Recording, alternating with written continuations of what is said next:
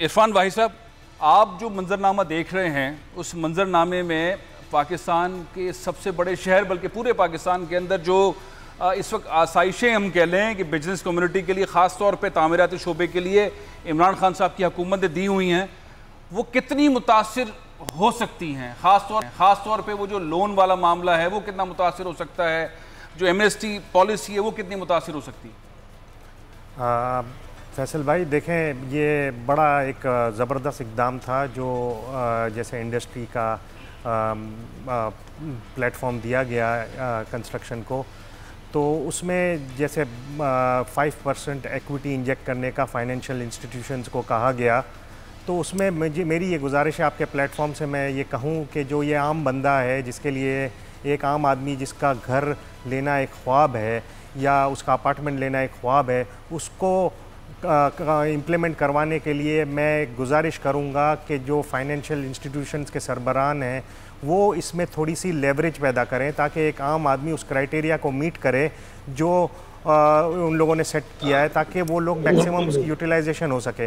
नहीं तो सर ये चीज़ें जो कही गई हैं, एक ख्वाब दिखाया गया है और ये इससे एक गेम चेंजर साबित होगा। ये जो कंस्ट्रक्शन इंडस्ट्री को जो ये सहूलियात दिया गई हैं वो सब ज़ाया हो जाएंगी अगर इसमें थोड़ी सी नरमी इख्तियार नहीं की गई या लेवरेज ना किया गया।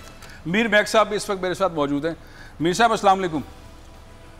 फैसल, कैसे हैं आप? मैं बिल्कुल ठीक हूँ। आप सुन रहे होंगे कराची के अंदर बिजनेस कम्युनिटी, हर शोबे से ताल्लुक़ रखने वाले जो कायदीन हैं उन्होंने प्रेस कॉन्फ्रेंस की है, जो फलाही इदारे हैं उनके रहनुमाओं ने प्रेस कॉन्फ्रेंस की है और चीज़ से पाकिस्तान से इल्तिजा की है कि वो अपने फैसलों पर नज़रसानी करें। मेरे साथ यहाँ पे एक सीनियर वकील साहब भी बैठे हैं, जस्टिस हेल्पलाइन के सरबराह नदीम शेख साहब। उन्होंने कहा है कि चीफ जस्टिस साहब के फैसले पर अब लार्जर बेंच बनाई जाए और लार्जर बेंच में ये फैसले चलें, ये केस चलें और लोगों की जो इमारतें टूट रही हैं, घर टूट रहे हैं, बिल्डिंगें टूट रही हैं, उनके फैसले से उसको दोबारा सुना जाए।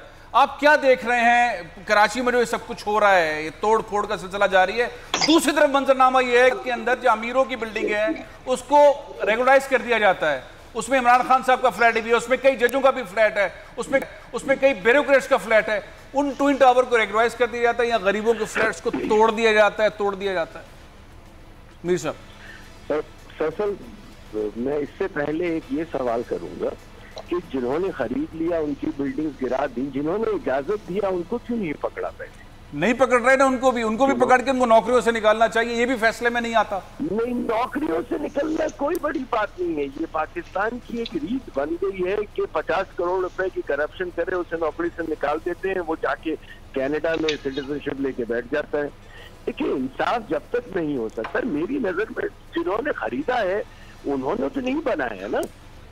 अगर पहले तो ये तहकीक की जाए कि जिन्होंने खरीदा है जी, जिन्होंने खरीदा उनकी गलती तो नहीं है। उनको तो बिल्डर बता रहा है मेरे पास 26 इदारों की एनओसी है।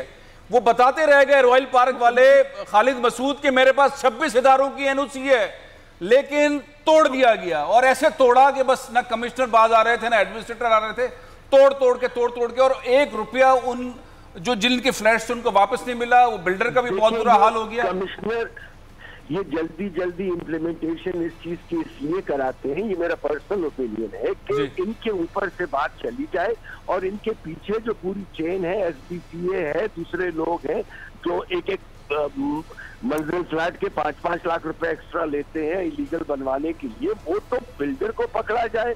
या अगर बिल्डर के पास सारी एनओसीज हैं तो किसने दी थी वो इलीगल एनओसीज, SBCA या SPDA जो भी है, उनको पकड़ा जाए। ये आखिर वो असल में मीर साहब जो फैसला आता है ना सुप्रीम कोर्ट में, उसमें ये पकड़ा जाए वाला चीज नहीं है। उसमें जो रिमार्क्स होते हैं, जो चीफ साहब के रिमार्क्स होते हैं, वो ऐसे होते हैं ऐसा लगता है कि सिंध हुकूमत नहीं रहेगी, लेकिन वो फैसले में नहीं आता। शेख साहब, फैसले में क्यों नहीं आता रिमार्क्स की जब इतनी जबरदस्त बात होती है? के साथ जो टीवी में हम देख रहे होते हैं, जो रिमार्क्स चल रहे होते हैं, जो ऑब्जर्वेशन चल रही होती है, उससे उन लोग अदालत का हिस्सा समझते हैं। बात यह है कि अदालतों में पॉइंट स्कोरिंग का सिलसिला बंद होना चाहिए। जज साहिबान तो एक ज़माने में ये होता था टीवी भी नहीं देखते थे। बात यह कि ये कौन से फैसले हैं, ये कौन सी बात है कि आप एक साइड सुन नहीं रहे, एक साइड को तोड़ रहे हैं। आपने ठीक फैसले किए, आपने किडनी हेल्थ का फैसला ठीक किया, हमने उस पर एतराज़ नहीं किया।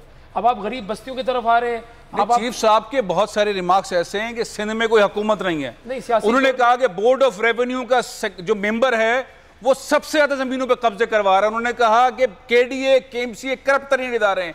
उन्होंने कहा 60-80% केएमसी के अंदर लोग पॉलिटिकल है, काम नहीं करते, तनख्वाह लेते। अब ये सब कुछ कह दिया, ये चल गया, लेकिन ये फैसले में नहीं है। फैसले में कुछ भी नहीं होगा ना। तो वो जो करप्ट लोग थे उनके खिलाफ तो कुछ नहीं होगा, वो आजाद फिर रहे हैं। वो तो बिल्कुल सही फरमाया। नहीं, लोग क्या करें, रिमार्क्स को कहां ले जाएं? खान साहब ने, माहिर माशियात भी उन्होंने सही फरमाया कि ये तो 50 करोड़ 1 अरब की करप्शन करके वीजे लेके पाकिस्तान छोड़ देते हैं।